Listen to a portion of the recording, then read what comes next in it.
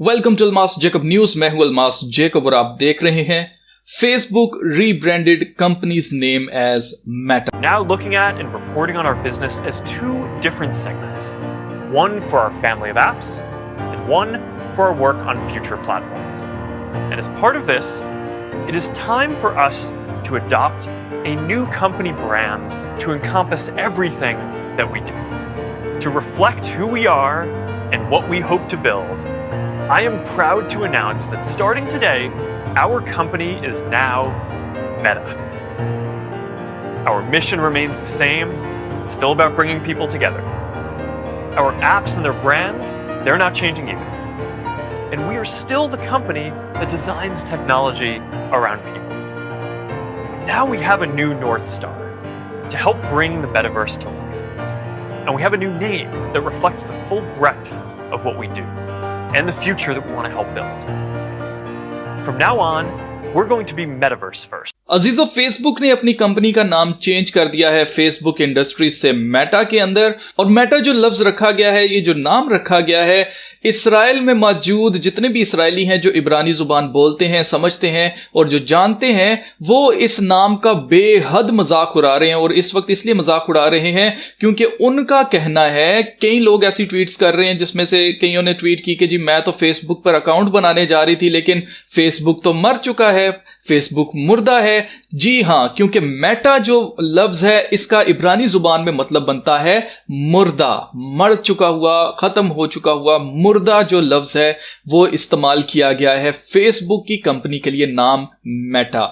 और आजकल आपने नोट किया होगा कि मेटावर्स जो है वो बहुत ज्यादा यूज हो रहा है वर्ड, और बहुत ज्यादा गेम्स इसके ऊपर बन रही हैं और खास तौर से गेमिंग इंडस्ट्री के अंदर मेटावर्स जो है उसको बहुत ज्यादा याद किया जा रहा है, बहुत ज्यादा इसका नाम लिया जा रहा है। मैं आपको याद दिलाना चाहता हूं, अगर आपको याद हो कि अभी जो रिसेंट लूसीफर की सीरीज आई थी, जिसमें जो लास्ट पार्ट था लूसीफर सीरीज का, उसमें आपने देखा होगा उसका जो ट्रेलर था, मैंने तो सीरीज नहीं देखी है, सिर्फ ट्रेलर में अगर आप नोट करें उसके एंड में दिखाया यह गया था कि लूसीफर और उसके साथ वो जो लड़की होती है उनके पास कोई एक चाबी होती है और वो दरवाजा खोलते हैं, और जब वो दरवाजा खोलकर एंटर होते हैं तो वो कार्टून्स की दुनिया के अंदर आ जाते हैं। और वो दुनिया क्या है, वहां पर बाग है, लश बाग जो है वो नजर आ रहा है, वो ऐसे नजर आ रहा है कि जैसे कि वो जन्नत में आ गए हों।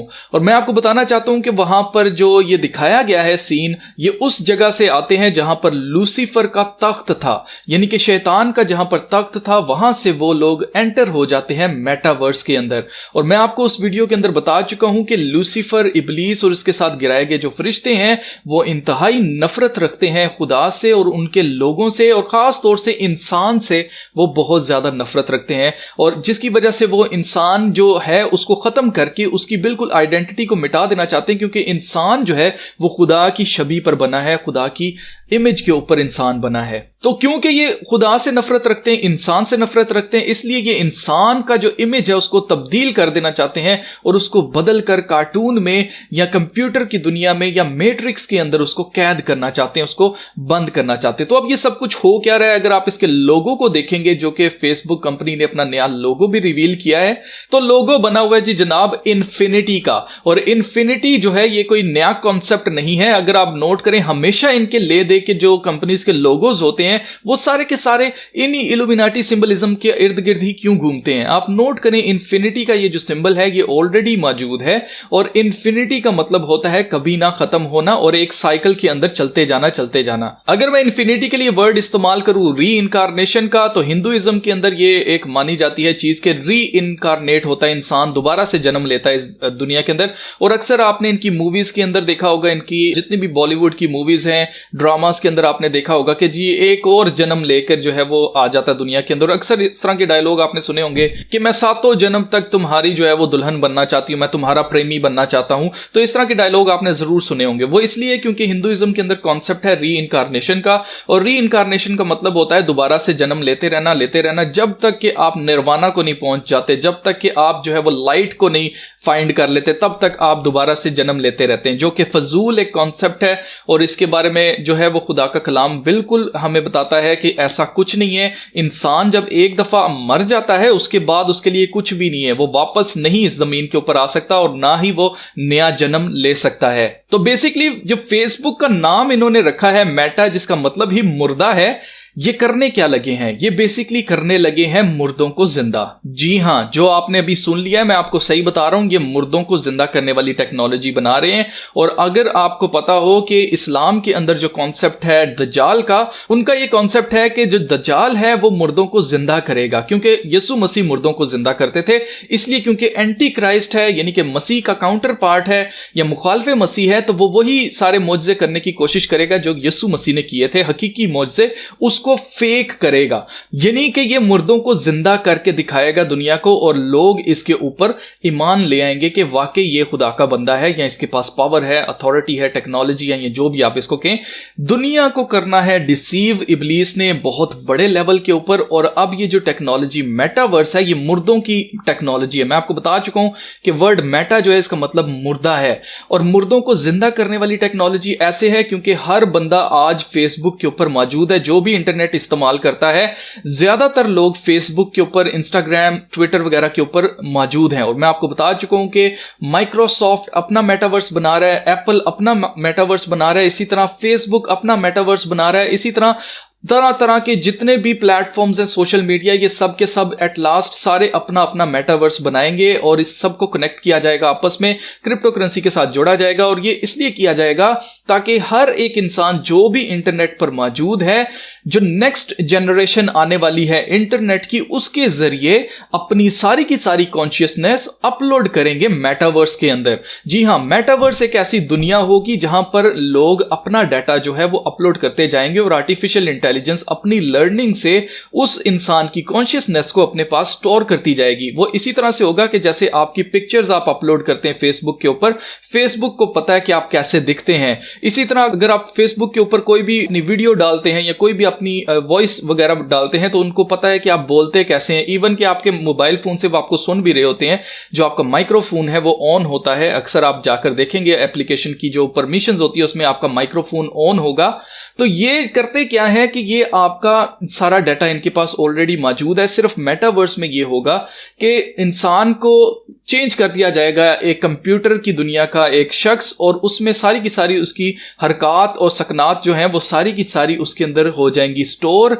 और जब इंसान किसी की डेथ होगी रियल वर्ल्ड के अंदर, तो जाहिर सी बात है, हम इंसान होते हुए इमोशनल लोग होते हैं, हम लोग चाहते हैं कि हमारे प्यारे हमारे आसपास ही रहें, और जिनसे हम बहुत बेतहाशा मोहब्बत करते हैं, हम नहीं चाहते कि वो हमें छोड़कर जाएं। तो इंसान क्या करेंगे, वो इस टेक्नोलॉजी को लेंगे और मेटावर्स में खुद जाकर उस शख्स से पहला स्टेप इसका यह कि मेटावर्स में हर एक इंसान कनेक्टेड होगा। जब हर एक इंसान कनेक्टेड होगा तो जो लोग मर गए हुए होंगे उनसे जाकर वहां पर मिलेंगे। लेकिन रियल वर्ल्ड में जो दज्जाली जो सिस्टम है या जो एंटी क्राइस्ट का सिस्टम है, ये क्या करेगा कि ऐसे ह्यूमनॉइड रोबोट्स जो कि सोफिया रोबोट हमारे सामने है, इसके अलावा आप देख चुके हैं कि ये मुर्दों को जिंदा करने वाला ये काम पहले भी कर चुके हैं। जैसे कि होलोग्राम बनाया गया है उसका टूपाक का, और उसको दिखाया ऐसे गया था जैसे वो परफॉर्म कर रहा हो स्नूप डॉग के साथ। इसी तरह और भी होलोग्राम की अगर मैं आपको बताऊं तो ये ऑलरेडी कर चुके हैं, जो कि मुर्दा बाप था इसका किम कार्डेशियन का, उसकी बर्थडे के ऊपर हॉलोवीन के नजदीक उसको जो है उसके बाप की आप देखें होलोग्राम दिखाया गया, और उसका बाप उससे बातचीत कर रहा होता है। तो ये सब कुछ जो टेक्नोलॉजी है ऑलरेडी मौजूद है, सिर्फ और सिर्फ मेटावर्स को इस्तेमाल किया जाएगा मुर्दों को जिंदा करने के लिए। सारी की सारी कॉन्शियसनेस जब मेटावर्स के अंदर अपलोड हो जाएगी हर एक इंसान की, तो जो भी ख्वाहिश करेगा कि मेरा फलां बाप, मेरी माँ, मेरा भाई, मेरी बीवी, मेरा फलां टमकान, जो भी इंसान चाहेगा कि जी इसको दुनिया में वापस लाया जाए, तो उसको दुनिया में वापस कैसे लाया जाएगा? मेटावर्स से उसका सारा डाटा, उसकी सारी कॉन्शियसनेस लेकर अपलोड की जाएगी या इंस्टॉल की जाएगी एक ह्यूमनॉइड रोबोट के अंदर, जिसकी शक्ल खूबहू आपके प्यारे जैसी होगी। अब ये मेटावर्स जो है इसका मेन मकसद ही इन्फिनिटी है, इसका लोगो ही इन्फिनिटी है, इसका मेन मकसद है हमेशा तक जीते रहना।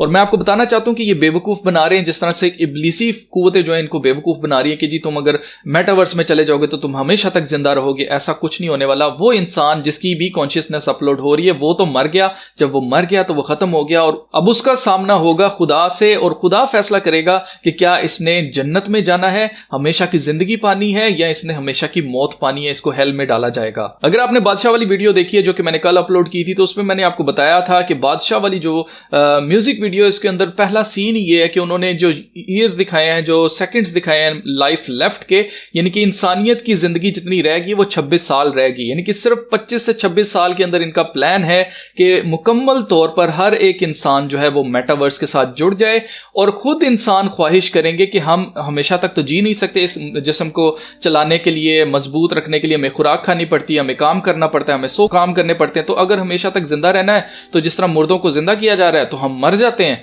और हम जो है अपनी कॉन्शियसनेस अपलोड कर देते हैं किसी रोबोट के अंदर, और हम हमेशा तक इस जमीन के ऊपर जिंदा रहेंगे। अजीजों, ये होता है जब हम खुदा से डिस्कनेक्ट होते हैं, तब इब्लीस हमें इस तरह से डिसीव करता है, हमें धोखा देता है कि हम हमेशा तक इस तरह से जी सकते हैं, हम हमेशा तक इस तरह से हरगिज नहीं जी सकते, हम खुदा की मर्जी के बगैर एक पल भी सांस नहीं ले सकते हैं। हमें शुक्रगुजार होना चाहिए जो सांसें अभी हम ले रहे हैं खुदा के लिए, और उस खास तौर से खुदा के उस प्लान के लिए जो कि खुदा ने हमारे लिए बनाया। इब्लीस की ख्वाहिश है कि आपको मेन मकसद से हटा देना, आपको हमेशा की जिंदगी जो कि यीशु मसीह के वसीला से आपको मिलती है उसे हटा देना, आपको दूर करना और आपको डिसीव करना। जब भी आप खुदा से डिस्कनेक्ट होंगे, आप इब्लीस के साथ कनेक्ट हो जाएंगे। आपके पास दो ही ऑप्शन है, या तो आप जन्नत में जाएंगे या आप हेल में जाएंगे, या तो आप खुदा के लोग होंगे या फिर आप इब्लीस के लोग होंगे। बीच का कोई रास्ता नहीं है। और जो भी बनते हैं ना बीच वाले, कि कभी खुदा की तरफ होगे और कभी शैतान की तरफ होगे, उनका रास्ता जो है वो भी हेल को ही जाता है।